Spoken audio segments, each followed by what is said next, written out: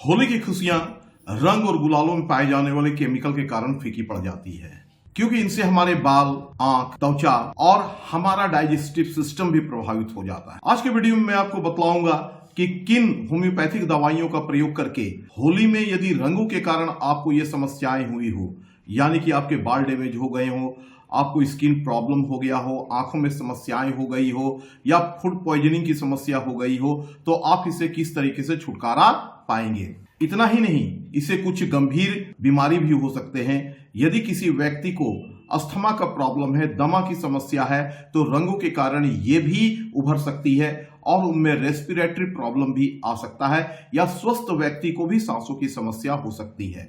तो सबसे पहले हम लोग जान लेते हैं कि ये समस्याएं कैसी होती है और किन होम्योपैथिक दवाइयों के माध्यम से हम इससे छुटकारा पा सकते हैं।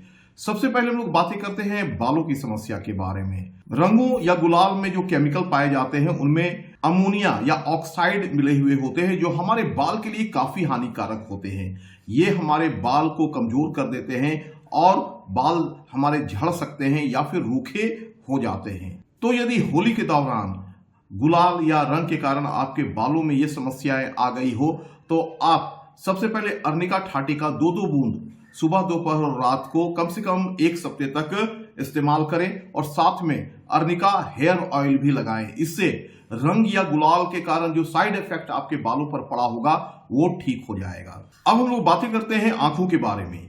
यदि आपके आंख में रंग या गुलाल पड़ गया हो और इसके कारण आपके आंख में इरिटेशन यानी कि जलन हो रहा हो, आंखें लाल हो गई हो, यदि और भी किसी तरह की अन्य समस्याएं आपके आंखों में आ गई हो, तो इसके लिए आप यूफ्रेसिया ठाटी का 4-4 बूंद सुबह, दोपहर और रात को कम से कम 4 से 5 दिनों तक ले। इसके साथ आप सिनेरेरिया मारिटामा आई ड्रॉप को भी 2-2 बूंद करके सुबह, दोपहर और रात में अपने आंखों में डालें और ये प्रक्रिया आप लगभग 7 दिनों तक जारी रखें। इससे रंग और गुलाल के साइड इफेक्ट जो आपके आंख में हुए हैं वो ठीक हो जाएंगे। अब हम लोग बातें करते हैं स्किन इन्फेक्शन की।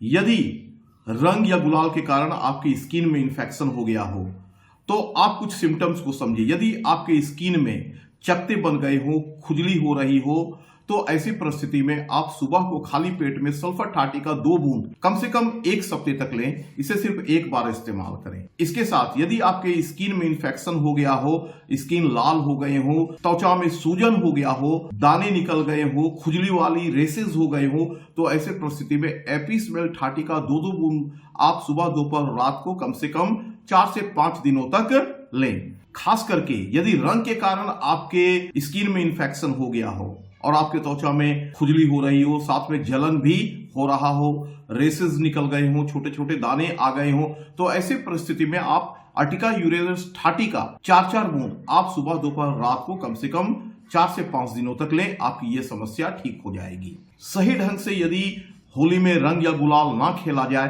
तो ऐसी परिस्थिति में कभी कभी रंग या गुलाल हमारे मुंह से होते हुए हमारे पेट में भी चले जाता है और ऐसी परिस्थिति में फूड पॉइजनिंग हो जाती है, उल्टी होने लगती है, पेट में जलन होने लगते हैं। यदि आपको ऐसा हो जाए तो सबसे पहले कार्बोवेस ठाटी का प्रयोग करें और इसका 4-4 बूंद करके सुबह, दोपहर और रात को कम से कम 2 से 3 दिनों तक ले। आपकी ये समस्या ठीक हो जाएगी। इसके साथ आपको इन्फेक्शन ज्यादा हो जाए और आपको उल्टी होने लगे, तो ऐसी परिस्थिति में आप इपिका ठाटी का 2-2 बूंद सुबह, दोपहर और रात को कम से कम 2 दिनों तक जरूर ले लें। अब हम लोग बातें करते हैं रेस्पिरेटरी प्रॉब्लम की। होली के माहौल में रंग और गुलाल हमारे एटमॉस्फेयर में उड़ते रहते हैं और जिन्हें दमा की समस्या होती है उन्हें इनसे इन्फेक्शन हो जाता है और उनके अस्थमा की समस्या बढ़ जाती है, उन्हें सांस लेने में तकलीफ होने लगती है।